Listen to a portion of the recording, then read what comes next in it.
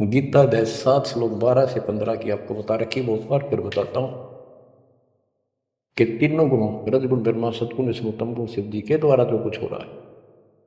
रजगुण ब्रह्मा से उत्पत्ति और सतगुण विष्णु जी से जीवों की सतिथि मोह ममता एक दूसरे में जकड़े बैठे रहे और शंकर जी मार रहे, इसका निमित्त मैं हूं। और फिर कहता है जो इन तीनों गुणों त्रिगुण में माया तक सीमित है, इन्हीं की भक्ति में उलझ रहे हैं और बात सुनने को तैयार नहीं है। और राक्षस स्वभाव को धारण किए हुए मनुष्यों में नीच दूषित कर्म करने वाली मूर्ख मुझे नहीं बचते।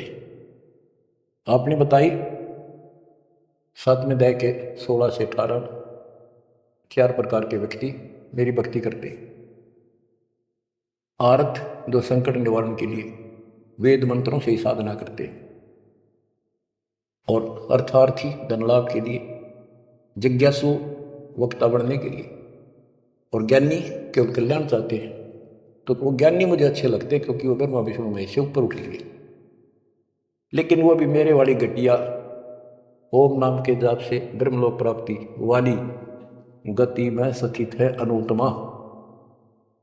तो बच्चों समझो, गुरु बिन काऊ न पाया ज्ञाना, जो थोथा भूचड़े किसाना।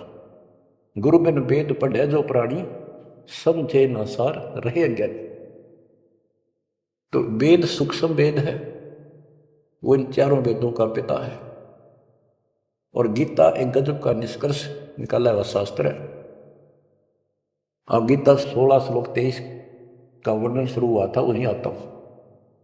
इसमें लिखा कि शास्त्र विधि को त्याग कर जो मनमाना आचरण करते हैं उनको ना सुख हो, ना सिद्धि प्राप्त हो और ना उनकी गति हो।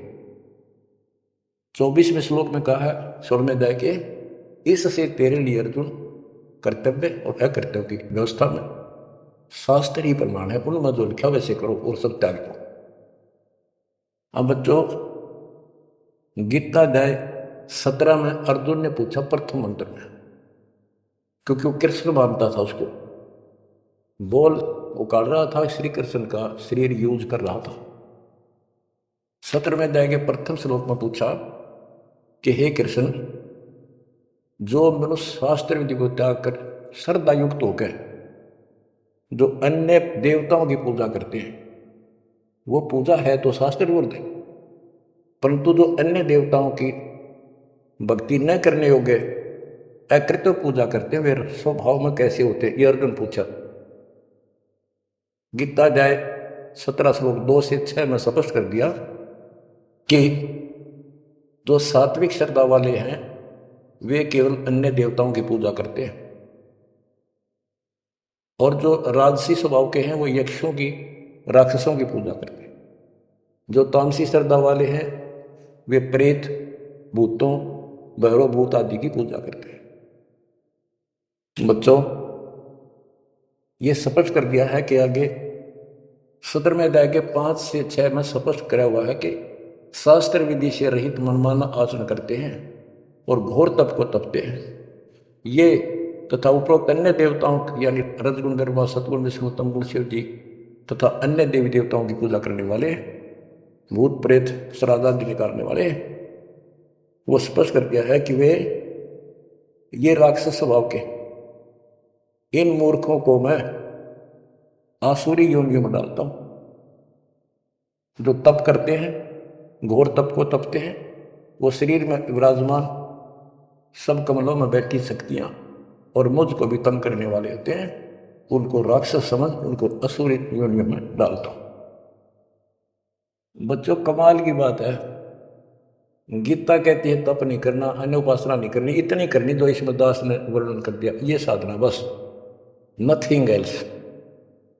और बच्चों, ये काल में कहा था ना परमात्मा से, जब परमात्मा काल के लोक में तपस्या के ऊपर दुख वाले जीवों के पास आए, उनको सारी बात बताई, उनका दुख कारण बताया, फिर काल आ गया तो परमात्मा अपने पुत्र जोगजीत के रूप में, कभी ज्ञानी रूप में यूं आते रहे। तो उसने पूछा, तू योग जीत तू यहां कैसे आया? परमात्मा कोई आदेश है वो मैंने बता दे पहले। फिर बता कैसे आया, क्या आदेश है मालिक का, क्या मैसेज लेके आया है। तो उन्होंने बताया परमात्मा ने अपने दूसरे रूप में विराजमान कि मेरे को सतपुरुष ने भेजा है परमात्मा ने, और तूने देख के हाल कर दिया उसके बच्चों का, कुत्ते के शोर बना रखे तपस्या को भूनने लाग रहा। तो वहां इसने कहा था पहले वचन बना लिए 3 युगों में जीव थोड़े ले जाना, पहले बकवाद करी, फिर मालिक की शक्ति के सामने गिर गया, पैर पकड़ लिए चापलूस ने, छोड़े नहीं। आप मेरे बड़े भाई, मैं आपका छोटा भाई, छोटे हम बकवाद कराए करें, बड़े माफ करा के माफ कर दो। जब परमात्मा से सारे वचन बुलवा लिए 3 युगों में जीव थोड़े ले जाना, और चौथे कलयुग में कितने ले जाना, अपना ज्ञान समझा के ले जाना, जोर जबरदस्ती ना करना, आपके ज्ञान को मानना आपके, मेरा मानना मेरे। तथास्तु कर दिया ना। फिर मैं बोला जाइयो जोग जीत संसारा, जीव न मानने कहा तुम्हारा। एक ये वर मांगा था कि पहले मेरे दूत जावे, आपका पच्छा आवे। परमात्मा बोले ठीक है, तुम भाई चाल पकड़ ली, चाल गया, वचन भरवा लिए, पर मानना पड़ेगा उन्हें। तो पहले मेरे जाओगे, फिर आपका आवे समझाने के लिए। तथास्तु कर दी। फिर बोला जाइयो जोग जीत संसारा, ऐसा हाल कर दूंगा सतयुग से लेकर पीछे पढ़ा दूंगा, और कलयुग में तक कति सत्यानाश कर दूंगा उनकी, किसी को भक्ति का ज्ञान भी नहीं होगा, वेदों का नाम लेंगे, वेदों का कक्ष भी पता नहीं होगा। कहते द्वादश पंथ करूं मैं साधा, नाम तुम्हारा ले करूं आवाजा, द्वादश पंथ नाम जो दे सो मेरे मुख में आंस मोई, और अनेक पंथ चलाऊं या विद जीवों को भरमाऊं, देवल धाम तीर्थ व्रत जब तक मन लाऊं, और देवल देव धाम पुजवाऊं। इनको ऐसा बर्बाद कर दूंगा कि जोग जीत जाइयो संसारा, जीव न माने कहा तुम्हारा, जीव तुम्हारा कहा न माने, हमारी ओढ़ हो बात बखाने, विवाद करेंगे तुम्हारे साथ। परमात्मा बोले कोई बात ना, 5505 जब कलयुग बीत जाए, मेरा बच्चा महापुरुष फरमान जग तारूंगा, और तेरे अज्ञानियों की खाल तार देगा सारे ज्ञान की, और फिर सब बच्चे समझ जाएंगे मेरे को, ऐसे पार करूंगा। और कर लिए तो न जो करना।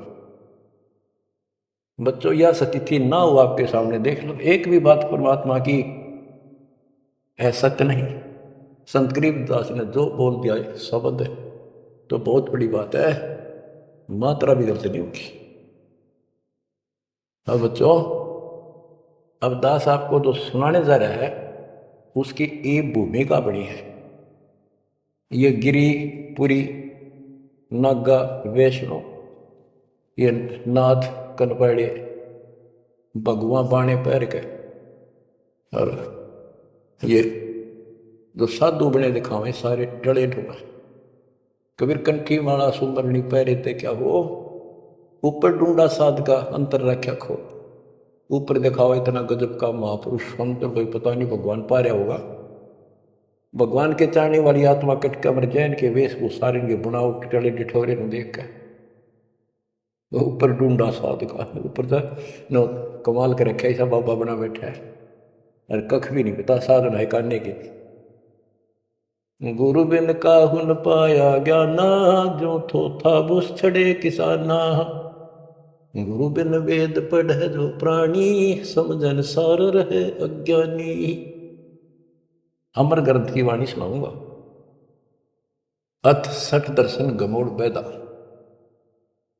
ये आराम तो बात में समझ में होगी आपका है कि गरीबदास जी तो कमाल कर गए, कति तोल के दर के सारे दातुम ज्ञान को, और इन भोली भक्तों को जो बाबा बने फिर बेचारे ये कति अपना जीवन नष्ट कर रहे हैं, इनके साथ लगने वाले भी अपना नरक की पूरी तैयारी करके जाते हैं। सट दर्शन सट भेख कहावे, बहुविध धुंधु धार मचावे।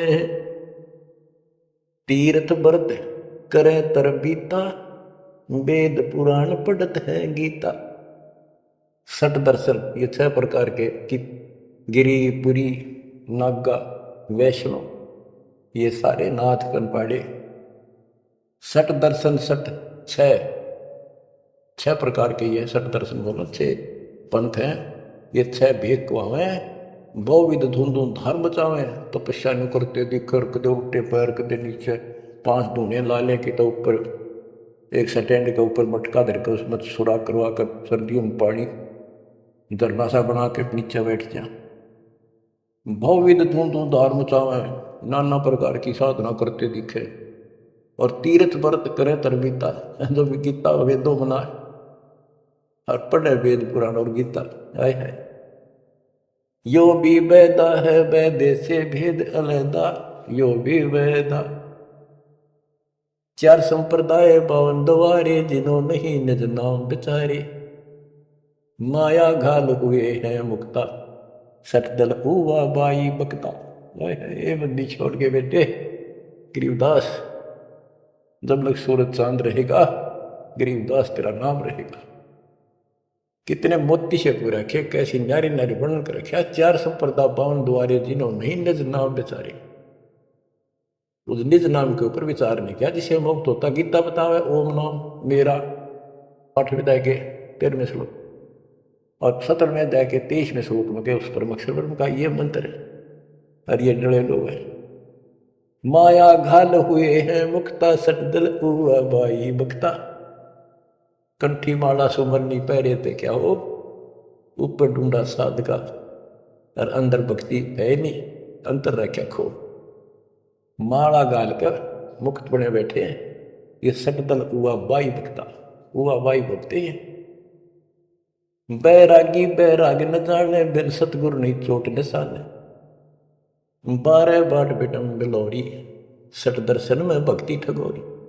इन 6 दर्शनों में ये 6 प्रकार के जो पंथ बने हैं, इनमें ठगी की भक्ति है। एक भी शास्त्र अनुकूल साधना नहीं करता। यो भी वेदा है वैदे से भेद अलैदा, यो भी वेदा। सन्यासी 10 नाम को हमें, शिव शिव करे न संशय दावे।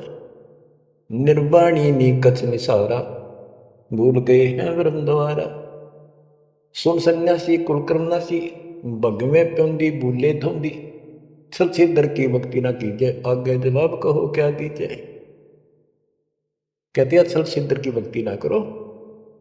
वो ये भगवा प्योंदी कहते हैं ना, प्योंद कलम चढ़ा रखी है, सिंपल कपड़े संसारी उतार के भगवा पैर लिए, या प्योंद तो चढ़ा ली महात्मा की, और महात्मा वाला एक भी गुण को नहीं। ब्रह्म कर्म भैरो को पूजे, सत शब्द साहिब नहीं सूझे। माला मुक्ति कक्कड़ हुक्टी, बाना गौड़ी भांग बसोड़ी। यो भी बैदा है बैदे से भेद अलैदा, यो भी बैदा। अब कुछ वाणी आपको केवल बैदे का ग्रंथ है एक, वो सुनाता हूं। बैरागी सन्यासी भड़वे तो तड़छार लगावे हैं। 500 नारी 2500 लड़के धूमधार मचावे हैं। कंठी माला और मृगछाला सिर पे जटा रखावे हैं। ढोलक ताल झालरी पीटे, ये तानारी री गावे हैं। मतलब बकवाद और करें जहाँ गाने गान लग जा। बैरागी सन्यासी बढ़वे, देख कितनी कड़वी बात कहे गरीबदास जी, ताकि इनकी आंख खुल जाए कि राख लपेटे फेरे ना गया भक्ति के लक्षण है। घर छोड़ दिया, परिवार त्याग दिया, इसलिए कि भी परिवार बाधा करे। और 500 नारी 2500 लड़के, एक नारी त्याग दिनी 5 नारी गैल वे।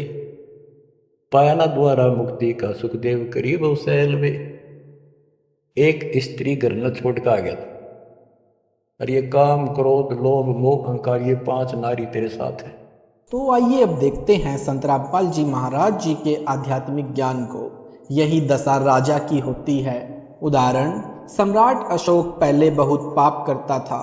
राज के विस्तार के लिए छोटे छोटे राजाओं से युद्ध करके उनको मारकर अपने राज्य में मिलाता था। एक बार कलिंग में एक राजा से युद्ध हुआ, उसमें हजारों सैनिक मारे गए।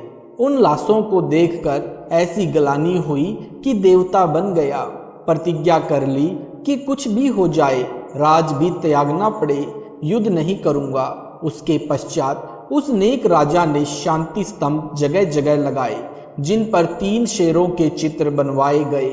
उन्हीं 3 सिंहों वाला चित्र भारत सरकार का सरकारी चिन्ह है। श्री मोहन लाल खट्टर जी जो हरियाणा के नरेश हैं, के शासनकाल में 31 जाट, 41 डेरा समर्थक सिरसा वाले तथा 6 हमारे भक्त व बहन मारे गए।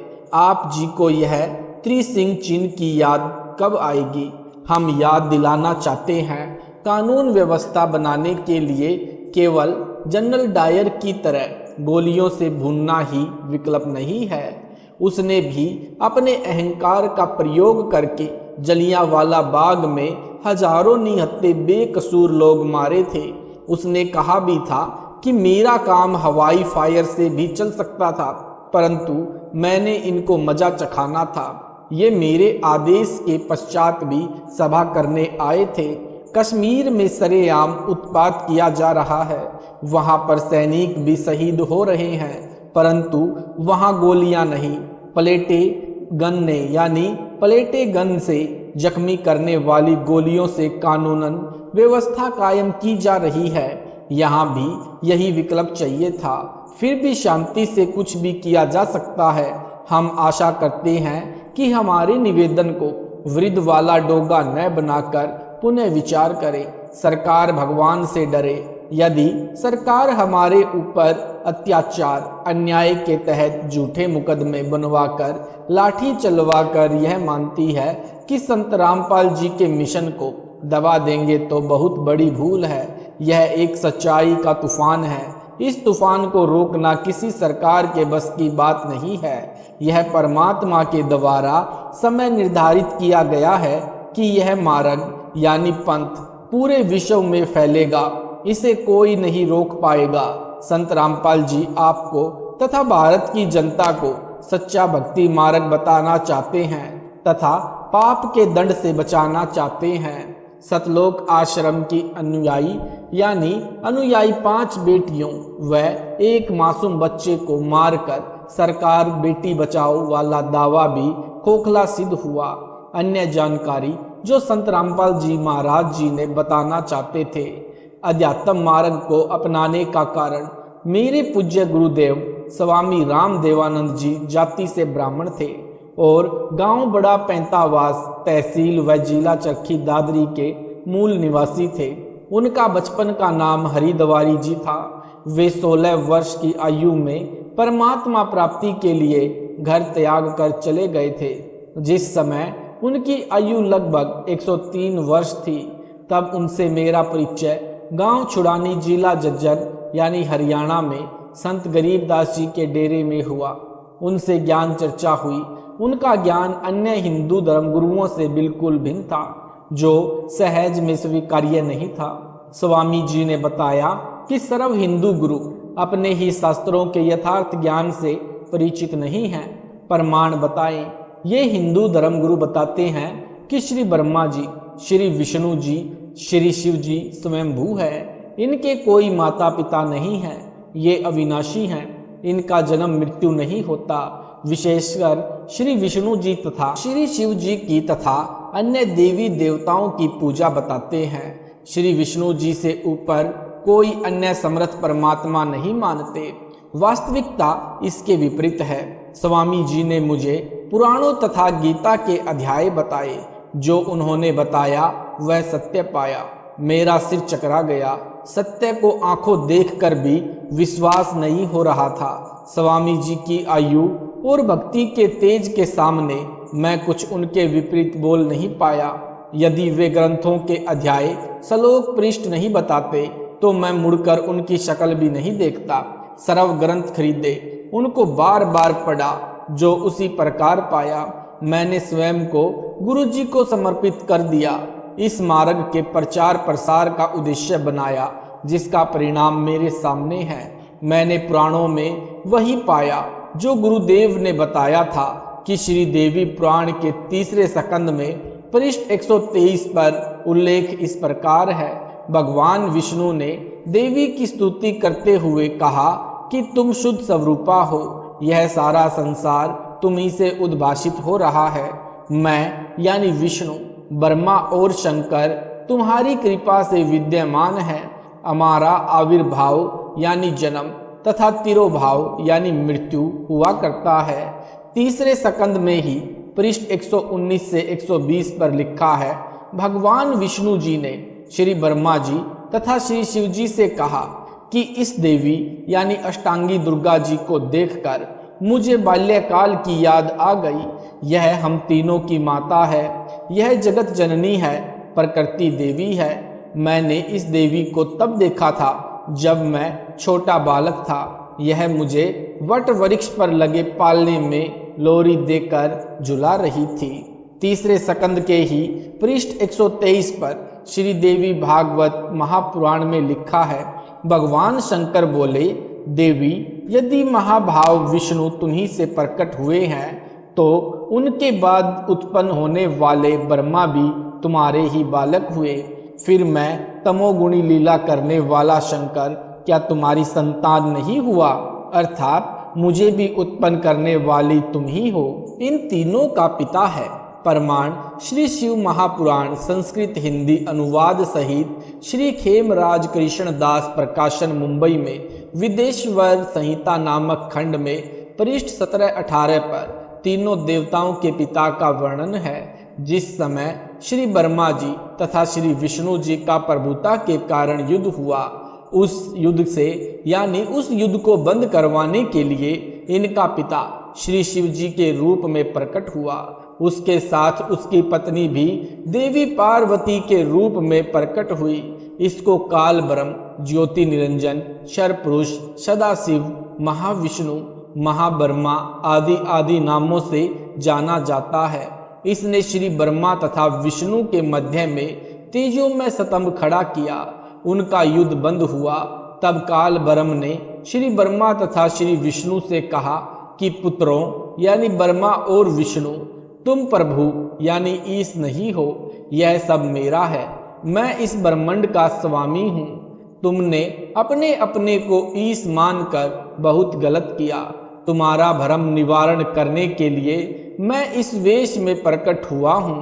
हे पुत्रों, मैंने तुम दोनों को उत्पत्ति और पालन का कृत तुम्हारे तप के प्रतिफल में दिया है। इसी प्रकार मेरे जैसे शक्ल वाले रुद्र तथा महेश को संहार यानी सामान्य प्राणियों को मारना तथा तिरोभाव यानी मानव तथा देव व दानव को मारना कृत्य उनके तप के प्रतिफल में दिए हैं। प्रमाण के लिए शिव पुराण के पृष्ठों की फोटोकॉपी संलग्न है। विवेचन, यह शिव पुराण लगभग 5525 वर्ष पुरानी है। इनमें लिखे वर्णन हमारे हिंदू गुरु आज तक समझ नहीं सके, ये अज्ञानी हैं। यदि कोई अध्यापक यानी गुरुजी अपने पाठ्यक्रम के विपरीत ज्ञान विद्यार्थियों को बता रहा है तो वह उनके साथ महाधोखा कर रहा है। उसे तुरंत प्रभाव से बर्खास्त कर दिया जाता है। परंतु इस धोखेबाज गुरुओं को सरकार भी विशेष सम्मान दे रही है। इनके झूठे अध्यात्म ज्ञान के प्रचार में करोड़ों रुपए खर्च कर रही है। उदाहरण, गीता जयंती समारोह आप यानी हरियाणा सरकार द्वारा सन 2015 से तो विशेष धूमधाम से मनाया जा रहा है। इसकी मैं प्रशंसा करता हूँ कि अपने अनमोल अमर ग्रंथ श्रीमद् भगवत गीता का जितना सम्मान किया जाए उतना ही कम है। परंतु मेरा विरोध इस बात पर है कि जिस महात्मा श्री ज्ञानानंद जी महाराज से प्रेरणा पाकर आप जी उनके शिष्य हुए, यदि आप शिष्य नहीं हैं तो उनके जबरदस्त फैन अवश्य हैं, क्योंकि आप जी यानी हरियाणा सरकार श्री ज्ञानानंद जी के मार्गदर्शन में कुरुक्षेत्र में गीता जयंती उत्सव धूमधाम से करोड़ों रुपए सरकारी कोष से खर्च करके मना रहे हैं। अच्छी बात है, परंतु जो बुरी बात है वह यह है कि हिंदू धर्म के सर्वधर्म गुरु प्रचारक गीता मनीषी श्री ज्ञानानंद जी तथा सर्व शंकराचार्य हिंदुओं के साथ बहुत बड़ा धोखा कर रहे हैं। आप तथा आपकी सरकार उसको गलती से बढ़ावा दे रहे हैं। प्रमाण, यदि कोई बर्तन विक्रेता चीनी मिट्टी के कप प्लेट कटोरियों अमृतबान आदि आदि पर सुनहरा रंग करके सोने के बर्तन बताकर स्वर्ण के भाव बेच रहा हो और सरकार भी बिना जांच किए उसकी ब्रांड एम्बेसडर बनकर प्रचार करे तो भोली जनता को ठगना उन ठगों के लिए निर्बाध बन जाता है। जनता को अविश्वास नहीं होता। यही कार्य हरियाणा सरकार तथा श्री ज्ञानानंद जी महाराज जो गीता मनीषी यानी गीता का विद्वान की पदवी प्राप्त करके कर रहे हैं।